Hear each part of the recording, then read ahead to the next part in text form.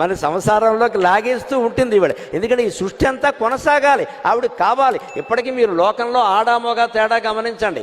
కాస్త ఖాళీగా ఉన్నామనుకోండి, మొగాడు ఏమనుకుంటాడు, అమ్మయ్య ఇవాళ సండే హాలిడే సుఖంగా పడుకుందాం అని మంచం ఎక్కేస్తాడు. ఆడాళ్ళు ఏమంటారు, కాస్త తిరిగొద్దాం షాపింగ్, ఊరికే ఇంట్లో కూర్చుంటాం ఎంతసేపు గుడిపాములాగా. ఇదేనమ్మా ఈ ఆడవాళ్ళ తత్వం, అమ్మవారి తత్వం. ఆ మగాడి తత్వం శివతత్వం. ప్రతి మగాడు శివుడే, ప్రతి ఆడది అమ్మవారేనమ్మా, అనుమానం ఏం లేదు.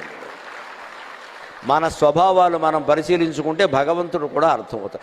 ఆడవాళ్ళకి సహజంగా బయటికి వెడదాం, ఏదో కొందాం, ఏదో తిందాం, ఎక్కడో తిరుగుదాం, ఇవన్నీ ఉంటాయి. మగాడికి ఏముంటాయి, ఓ గోసో కొట్టేట్టుకుని పడుకుందాం, గొడవ లేకుండా. కానీ ఇద్దరూ రాజీ పడాలి. ఈ మగవాడు ఆడదాని కోసం బయటికి వెళ్ళాలి, అలాగే ఆడవాళ్ళు కూడా బయటికి వెళ్ళాం కదా అని అడ్డగోలుగా ఖర్చు పెట్టకుండా, పరిమితంగా అప్పుల పాలవ్వకుండా జాగ్రత్తగా ఉండాలి. అప్పుడు ఇద్దరూ సమన్వయంతో ఉంటారు కదా, శివపార్వతుల్లాగా.